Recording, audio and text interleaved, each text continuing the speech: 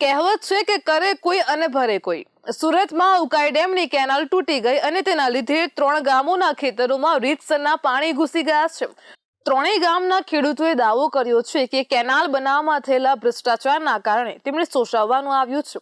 તેના લીધે તેમના ઊભા પાકને નુકસાન થયું છે અને નુકસાનની ભરપાઈ તેમને કોણ કરી આપશે? ખેડૂતોની રીતસરની 3 મહિનાની મહેનત પર પાણી ફરી વળ્યું છે. ખેડૂતો રીતસરના રાતા પાણીએ રડી રહ્યા છે. ભ્રષ્ટાચાર સિંચાઈ વિભાગના તંત્રએ કર્યો, પણ તેની કિંમત ખેડૂતોને ચૂકવવાની આવી છે. ટોગાપુર ગામમાં કેટલાય ઘરોમાં પાણી ઘૂસી જતા ગ્રામીણોની ઘરવખરી પલળી ગઈ છે. સુરતમાં કેનાલના ભંગાણ બાદ જો તેની તસવીરો જોઈએ તો દેખાઈ આવે છે કે કેવી તારાજી થઈ છે. 3 ગામડાઓમાં જાણે વગર ચોમાસે પૂર આવ્યું હોય તે પ્રકારના દ્રશ્યો સામે આવ્યા છે. વગર ચોમાસાએ આવેલા પૂરના લીધે ખેડૂતોના શેરડી, તલ અને ઘઉંના પાકને મોટા પાયા પર નુકસાન પહોંચ્યું છે. લગભગ 50 એકર જમીન પર પાણી ફરી વળ્યું છે. ખેડૂતોએ સ્પષ્ટ જણાવ્યું છે કે ઉકાઈ બંધની કેનાલના કામમાં ભ્રષ્ટાચાર થયો છે. તેના કારણે જ આ રીતે કેનાલ તૂટી જાય છે. જો ભ્રષ્ટાચાર ન થયો હોત તો આ રીતે કેનાલ ન તૂટે. તેમણે જણાવ્યું હતું કે દર વર્ષે કેનાલનું કામ કરવામાં આવે છે. તે માટે 1.5 મહિના સુધી સિંચાઈનું પાણી ન આપીને નહેરને બંધ રાખવામાં આવે છે. તે સમયે કેનાલનું પાણી રીતસરની ટકાવારીથી લઈને કરવામાં આવે છે. તેમાં કોન્ટ્રાક્ટરથી લઈને સિંચાઈ વિભાગના કર્મચારીઓ બધાની મિલીભગત હોય છે. કેનાલમાં પડેલું આ ગાબડું તેમના ભ્રષ્ટાચારનો સૌથી મોટો પુરાવો છે. સ્થાનિક ખેડૂતો અને આગેવાનોએ જણાવ્યું હતું કે નહેર તૂટવાના કારણે પાણી ખેડૂતોના ખેતરોમાં જ નહીં તેમની મહેનત પર પણ ફરી વળ્યું છે. ખેડૂતોને ભારે નુકસાન પહોંચ્યું છે. આ ઘટનાને લઈને સરકારે કોઈ પગલાં લીધા નથી. આ રીતે પાણી આવતા ખેડૂતોને ભર ઉનાળે પરસેવાથી નહીં પણ રાતા પાણીએ રોવાનો વારો આવ્યો છે.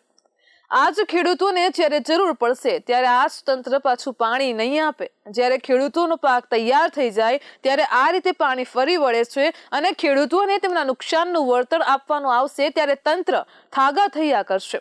તેના માટે સર્વે કરાવશે. છેક ગાંધીનગરથી ટીમ બોલાવશે. હવે ભ્રષ્ટાચાર અહીંના લોકોએ કર્યો તેમાં છેક ગાંધીનગરથી ટીમ આવીને શું કરશે? પણ ખેડૂતોને સર્વેમાં નુકસાન ઓછું બતાવીને ઓછામાં ઓછું વળતર આપવામાં આવે તેવો પ્રયત્ન કરાશે. સવારે મરસ કે 3 વાગે મારા પર એક ખાતેદારનો ફોન હતો કે સાહેબ આ જગ્યા પર આપણે એક ભંગાર પડેલું હોય, સ્થળ પર તપાસ કરાવતા વિગત સાચી હોય 0 HR પરથી અમે તાત્કાલિક જે મેઇન કેનાલના દરવાજા છે તે બંધ કરી દીધા હતા અને પાણીને ડાયવર્ટ કર્યું હતું એસ્કેપ ઓપન કરાવીને. હવે આજ સ્થળ પર અત્યારે અમે બધા હાજર છે અને સ્થળનો પરિસ્થિતિ જોતા અત્યારે 7-8 કલાકની અંદર કેનાલમાં પાણી ડાઉન થવાથી યુદ્ધના ધોરણે કામગીરી ચાલુ કરવામાં આવશે અને આઈ થિંક કામગીરી 1 થી 2 દિવસની અંદર પૂર્ણ કરવામાં આવશે કામગીરી. આ કેનાલ તૂટવાથી જે નુકસાન થયેલ છે ઇનિશિયલ સ્ટેજ પર માલુમ પડેલ છે કે ડ્રેનની આજુબાજુના ખેતરોમાં પાણી ઘૂસેલા હોય એટલે ઇનિશિયલ નુકસાન મતલબ રિપોર્ટ આવશે પછી ખબર પડશે એક્ઝેક્ટ. અને 5 થી 7 ઘરોમાં પાણી ઘૂસેલા હતા ઇનિશિયલ 2-4 કલાકોમાં. અત્યારે પાણી હવે ડાઉન થઈ ગયા છે. અત્યારે ઘરોમાં પાણી ઘૂસેલા, ઘરોમાં 4-5 ઘરોમાં સવારે 2 કલાક માટે ઘૂસેલા હતા. અત્યારે પાણી ડાઉન થઈ ગયા છે. આ ખેડૂતોને વળતર આપવાનું થશે ત્યારે પાછું આખા ગામમાં જાણે કોઈ ઉત્સવ આવ્યો હોય તેમ સન્માન સમારોહનું આયોજન કરાશે. બધાની વચ્ચે પ્રસાર માધ્યમોને બતાવવા માટે ખેડૂતોને વળતરનો ચેક આપવામાં આવશે. આમ આવા બિનજરૂરી તાઇફા કરવામાં આવશે પણ તેને તાત્કાલિક ધોરણે જે રાહતની જરૂર હશે તે નહીં અપાય.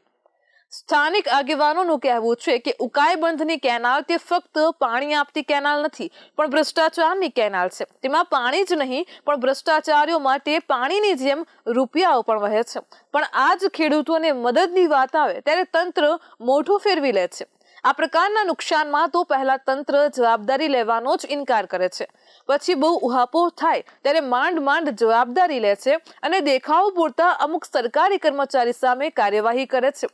તેમાં 2-3 ને સસ્પેન્ડ કરે છે અને અમુકને બીજે ટ્રાન્સફર કરે છે જેથી તે બીજા સ્થળે ભ્રષ્ટાચાર કરી શકે. હા, કોઈને બરતરફ નથી કરાતા. સામાન્ય રીતે પાણી વહી જાય તે પહેલા પાળ બાંધવાની હોય છે પરંતુ અહીં તો તંત્રને પાણી વહી જાય પછી પણ પાળ બાંધવામાં નથી આવતી. ખેડૂતો કટાક્ષમાં કહે છે કે સિંચાઈ વિભાગ તો પાળ બાંધવામાં પણ ભ્રષ્ટાચાર કર્યા વગર નહીં રહે. આમ ઉકાઈની તૂટેલી કેનાલે તેના સિંચાઈ વિભાગની કામગીરીને શંકાના દાયરામાં મૂકી છે. આ ફક્ત એક જ કેનાલની વાત નથી, આવી તો કેટલાય કેનાલની વાત છે. તેનો અર્થ તો એમ જ કરી શકાય કે ડુંગરે કાદુ તારા ડાયરાની જેમ કેનાલે ભ્રષ્ટાચાર હોઈ શકે છે. ભ્રષ્ટાચારીઓની આ ભ્રષ્ટાચારની ગંગા જાણે દરેક કેનાલમાં રહી છે, પણ તેમાં મારું કોઈ પણ વાક વગરના ખેડૂતોનું થઈ રહ્યું છે. શું ખેડૂતોને વળતર આપવા માટે સરકાર આ ભ્રષ્ટાચારીઓ પાસેથી રૂપિયા વસૂલવાની હિંમત દાખવી શકશે? તે પણ એક સળગતો સવાલ છે.